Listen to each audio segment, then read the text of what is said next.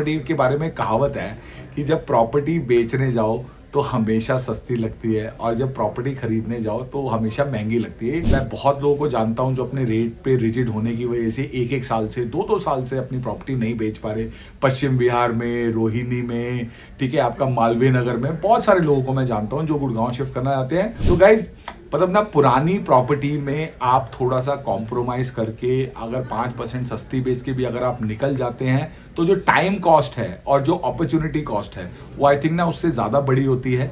और believe me guys 90% properties ना आज की रेट में भी आप चाहे आप उनको अच्छा माने या खराब माने ब्रोकर्स के थ्रू ही बिकती है। Hi guys, this is your trusted real estate guide Abhay. और गाइज आज मैं आपको दोबारा से मिलने आया हूं एक वैल्यू एडेड वीडियो के साथ, जिस वीडियो में मैं एक इंपॉर्टेंट टॉपिक को एड्रेस करूंगा। बहुत सारे लोग हैं गाइज आज की रेट में 80% लोग 3 करोड़ से ज़्यादा की जो प्रॉपर्टी गुड़गांव में खरीद रहे हैं, ये उनमें से मेजॉरिटी ऐसे लोग हैं जो दिल्ली में अपनी प्रॉपर्टी बेच के गुड़गांव में प्रॉपर्टी खरीद रहे हैं, ठीक है। और दिल्ली में जो लोग प्रॉपर्टी बेचना चाह रहे हैं ना, वो 10 साल, 20 साल, 30 साल, 35 साल भी पुरानी प्रॉपर्टीज हैं। और इन पुरानी प्रॉपर्टीज को ना बेचने में लोगों को बड़ी दिक्कत हो रही है। तो I have been asked this question repeatedly कि अभय जी, अपनी पुरानी प्रॉपर्टी को अगर मैं बेचना चाहता हूं और मुझे नहीं मेरे से बिक रही है, तो उसके लिए आप हमें क्या टिप्स दे सकते हैं कि मैं उस प्रॉपर्टी को बेच पाऊं। तो आज के वीडियो में मैं आपको बताऊंगा कि एक पुरानी कंस्ट्रक्शन की प्रॉपर्टी, एक ओल्ड प्रॉपर्टी को आप बेचने के लिए क्या क्या मेथड यूज कर सकते हैं। सो गाइस, सबसे पहले और सबसे ऑब्वियस चीज, अगर आप अपनी प्रॉपर्टी बेचना चाहते हैं तो आपको गाइस सबसे पहले ना बायर बन के आपको मार्केट में 4 लोगों को फोन करना पड़ेगा, जिससे कि आप ये जज कर पाएंगे कि आपकी जो प्रॉपर्टी है उस प्रॉपर्टी की एक्चुअली अभी ऑन ग्राउंड डिमांड क्या है। और आपकी प्रॉपर्टी के लिए अगर कोई रैंडम कॉल किसी ब्रोकर के पास आता है तो वो आपकी प्रॉपर्टी का क्या प्राइस कोट कर रहे हैं, ठीक है। और आप उनसे ये ज़रूर पूछेगा कि सर इस प्राइस पॉइंट पे मेरे को कितने ऑप्शन मिल जाएंगे। अगर आपको वो बंदा बताता है कि भाई इस प्राइस पॉइंट पे बहुत सारे ऑप्शंस अवेलेबल है, देन अगर आप अपनी प्रॉपर्टी बेचना चाहते हैं तो डेफिनेटली आपको अपने कंपटीशन की बाकी प्रॉपर्टीज से 5% प्राइस कम रखना पड़ेगा।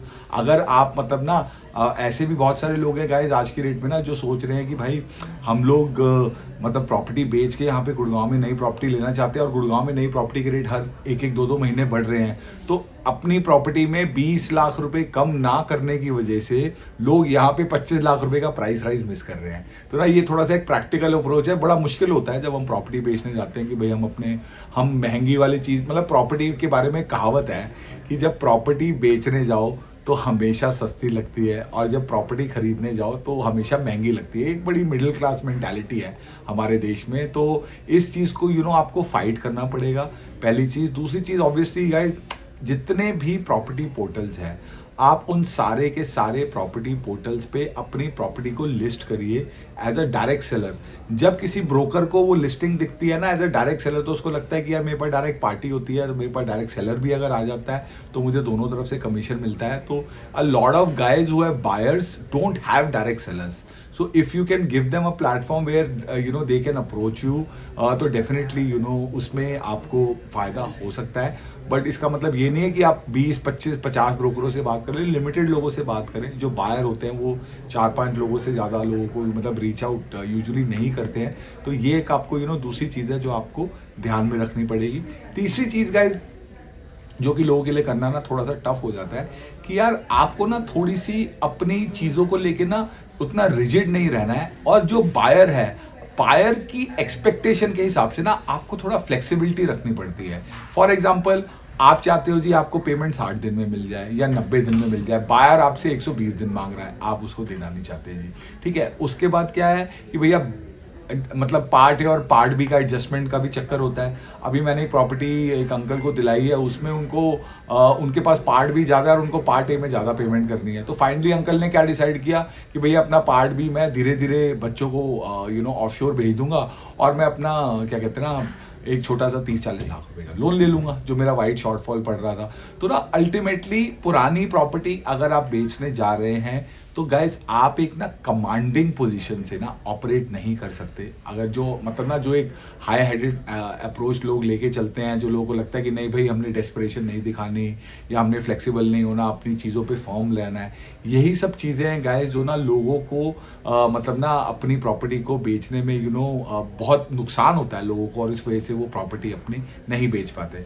ठीक है, चौथा पॉइंट गाइस जो क्या कहते हैं, एक मेरे क्लाइंट ने भी पीछे यूज़ किया था, I think was a very practical thing that he did, कि उन्होंने ना अपना घर रेनोवेट करा लिया। कई बार जो बायर आता है ना उसको लगता है कि यार मैं पहले घर लूंगा, फिर घर खाली कराऊंगा, फिर उसके बाद मैं उसमें 3-4-6 महीने काम कराऊंगा।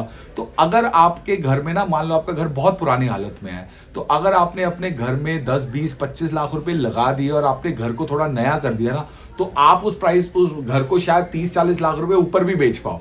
क्योंकि ना बहुत सारे लोगों को लगता है कि चल यार मेरी वुडवर्क कराने की सिरदर्दी बच रही है, मेरा वो टाइम बच रहा है जो मेरे को 6 महीने और किराए पे रहना पड़ेगा और मेरे को घर पे काम कराना पड़ेगा, या whatever might be the reason, तो लोग जल्दी शिफ्ट कर जाते हैं। तो ना उससे अगर आप अपने घर को रेनोवेट करा लेते हैं guys, this is a very very effective way of trying to ensure that you can find a buyer for your house.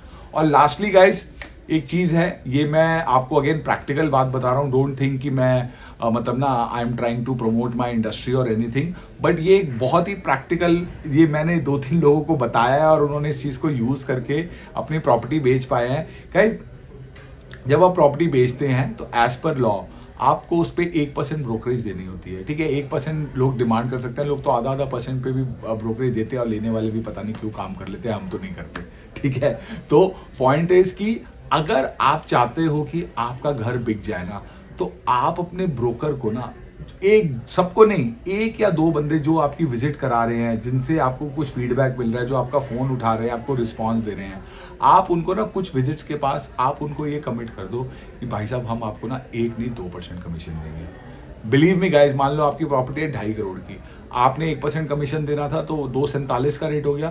तो आपने अपने ब्रोकर को क्या बोला कि भाई ऐसा है कि ना तू ना मेरी प्रॉपर्टी 247 का रेट है, अब तू सिर्फ 250 में बेच ले, 252 में बेच ले, वो तेरी मर्जी है। ठीक है, तेरे को मेरी तरफ से ना 2% कमीशन क्या कहते हैं ना कमिटेड है। तो उससे क्या होता है ना गाइस कि एक बंदा जिसके पास 10 लिस्टिंग पड़ी है, ठीक है, उसके पास 10 सेलर है, लेकिन एक 11वां सेलर ऐसा है जो उसको 1% कमीशन फालतू देना चाहता है। बिलीव मी गाइस, इससे ना वो नेटवर्क को भी एंगेज कर सकता है, किसी बंदे को आधा कमीशन फालतू भी ऑफर कर सकता है, वो खुद भी ज्यादा मेहनत कर सकता है ये सोच के कि उसकी 2 डील की कमाई उसकी 1 डील में हो जाएगी। और बिलीव मी गाइस, 90% प्रॉपर्टीज ना आज की रेट में भी आप चाहे आप उनको अच्छा माने या खराब माने, ब्रोकर्स के थ्रू ही बिकती हैं। तो ब्रोकर्स को एंगेज करना और किसी ब्रोकर को अपनी प्रॉपर्टी में वो क्यों आपके लिए काम करे, डील नहीं होती तो बहुत मेहनत ब्रोकर्स की भी खराब होती है ना। तो to attract that person to work for you, आप उसको एक ये एक्स्ट्रा कमीशन ऑफर कर सकते हैं। And like I said, have practical expectations. आप मतलब ना, मैं बहुत लोगों को जानता हूं जो अपने रेट पे रिजिड होने की वजह से 1-1 साल से 2-2 साल से अपनी प्रॉपर्टी नहीं बेच पा रहे। पश्चिम बिहार में, रोहिणी में, ठीक है, आपका मालवीय नगर में बहुत सारे लोगों को मैं जानता हूं जो गुड़गांव शिफ्ट करना चाहते हैं। उस वजह से मेंटल हैरेसमेंट जो रोज ट्रैफिक की उनको हो रही है, वो मेंटल हैरेसमेंट वो तैयार है। उसके अलावा जो प्रॉपर्टी 1 साल पहले उनको 2.5-3 करोड़ की मिलती, 2.25-3 करोड़ की मिलती थी, वो 3.25 करोड़ की हो गई है। तो आने वाली प्रॉपर्टी भी उनके हाथ से जा रही है और पुरानी वाली प्रॉपर्टी भी उनकी नहीं बिक रही है। तो गाइज मतलब ना, पुरानी प्रॉपर्टी में आप थोड़ा सा कॉम्प्रोमाइज करके अगर 5% सस्ती बेच के भी अगर आप निकल जाते हैं, तो जो टाइम कॉस्ट है और जो अपॉर्चुनिटी कॉस्ट है वो आई थिंक ना उससे ज़्यादा बड़ी होती है। और अगर आप भी कोई प्रॉपर्टी अपनी गुड़गांव में सेल करना चाहते हैं, मतलब हम लोग दिल्ली में तो काम नहीं करते हैं, बट अगर आप कोई 2 बेडरूम बेच के 3 बेडरूम लेना चाहते हैं, आप मतलब ना सोना रोड पे पुराना फ्लैट बेच के एक्सटेंशन रोड पे नया फ्लैट लेना चाहते हैं, एक्सप्रेसवे पे पुराना बेच के नया लेना चाहते हैं, तो we'll be happy to help you. हमने काफ़ी रीसेल ट्रांजैक्शंस पिछले एक क्वार्टर में करी है, and we have a very strong legal team also which will help you do all the paper work, and we work in a very transparent manner. We try to do deals where we have both the buyer and seller directly, because that is when we are able to control the transactions. वैसे भी market में काफ़ी unprofessional लोग भी है, तो it's very difficult to trust somebody जिसके साथ आप डील कर पाओ. तो इसी तरीके से गाइज आई होप आप लोगों को आज का मेरा वीडियो यूज़फुल लगा होगा, और इसी तरीके से with value added information rather than just trying to sell you some project, I will see you guys again very soon. Please subscribe to our channel, like, share and comment. I'll see you again very soon. Bye for now.